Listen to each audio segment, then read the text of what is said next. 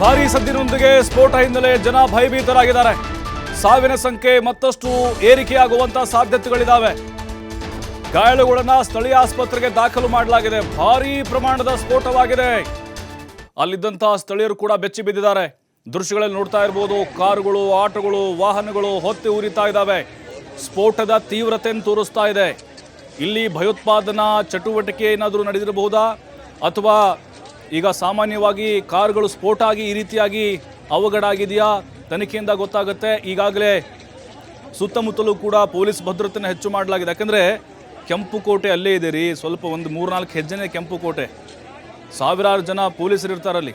ಜೊತೆಗೆ ಮೆಟ್ರೋ ನಿಲ್ದಾಣ ಹತ್ತಿರ ಕೂಡ ಎಲ್ಲ ಒಂದು ಹದ್ದಿನ ಕಣ್ಣಿಡ್ತಾರೆ, ಸುಪರ್ದಿರುತ್ತೆ. ಅಂಥದ್ರ ಮಧ್ಯೆ ಹೀಗಾಯಿತು ಅಂತ ಘಟನೆ ನೋಡಿ. ವಾಹನಗಳು ಸುಟ್ಟು ಕರಕಲಾಗಿರೋದನ್ನು ನೋಡ್ತಾ ಇದ್ದೀವಿ. ಏನಂದ್ರೆ ಏನು ಉಳಿದಿಲ್ಲ, ಅವಶೇಷಗಳು ಮಾತ್ರ ಕಾಣಿಸ್ತಾ ಇದ್ದಾವೆ. ಶವಗಳ ರಾಶಿ, ರಕ್ತದ ಕೋಡಿ ಹರಿದಿದೆ. ಸದ್ಯಕ್ಕೆ ಗೇಟ್ ನಂಬರ್ 1 ಹತ್ರ ವಾಹನಗಳನ್ನು ಪಾರ್ಕ್ ಮಾಡಲಾಗಿತ್ತು ಅಲ್ಲಿ. ಜೊತೆಗೆ ಜನರು ಓಡಾಡುವಂತಹ ಜನನಿಬಿಡವಾದಂತಹ ಪ್ರದೇಶ ಅದು. ಅಲ್ಲಿ ಸರ್ಕಲ್ ಕೂಡ ಇದೆ. ವೆಹಿಕಲ್ಗಳು ಸಿಕ್ಕಾಪಟ್ಟೆ ಓಡಾಡ್ತಾ ಇರ್ತವೆ. ಈಗ ಈ ಸ್ಫೋಟದ ಹಿಂದೆ ಯಾರಿದ್ದಾರೆ, ಆಕಸ್ಮಿಕವೋ ಅಥವಾ ಉದ್ದೇಶಪೂರ್ವಕವೋ ಅದು ಗೊತ್ತಾಗಬೇಕಾಗಿರೋದು. ಬಹುಶಃ ಈ ಸ್ಫೋಟವನ್ನು ನೋಡ್ತಾ ಇದ್ದರೆ ಇಲ್ಲಿ ವಾಹನ ಬ್ಲಾಸ್ಟ್ ಆಗಿ ಬೆಂಕಿ ಹೊತ್ತುಕೊಂಡಂತಹ ಸಾಧ್ಯತೆಗಳು ಕಡಿಮೆ ಕಾಣಿಸ್ತಾ ಇದೆ. ಯಾಕೆಂದರೆ ಇಲ್ಲಿವರೆಗೆ 8 ಜನ ಸಾವನ್ನಪ್ಪಿರೋದು. ಸಾವಿನ ಸಂಖ್ಯೆನೂ ಕೂಡ ನಾವು ನೋಡ್ತಾ ಇದ್ದರೆ ಇದರ ಹಿಂದೆ ಯಾವುದೋ ವಿಧ್ವಂಸಕ ಕೃತ್ಯದ ಕೈವಾಡ ಇರುವ तो बहुत बड़ा है भाई। मेरा नाम भूपेंद्र सिंह, मैं नोएडा रहता हूँ, सेक्टर 81 में।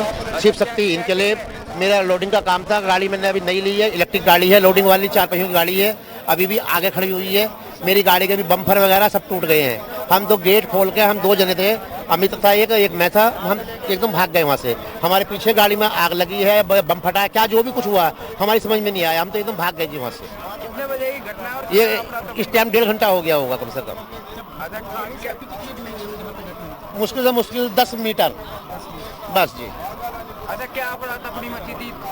भाई ऐसा लगा जैसे आग लग गई हो, बम फटा हो। पर फिर कोई नहीं सोच रहा था, किसी ने इतना भाग रहे थे, जान बचा के भाग रहे थे सब। हाँ, भूपेंद्र।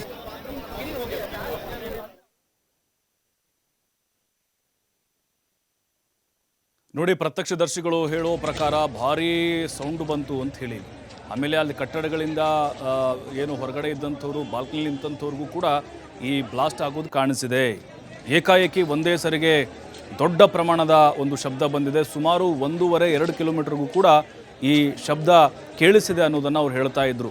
ಜೊತೆಗೆ ಇಷ್ಟು ಸುಮಾರು ಒಂದು 20-25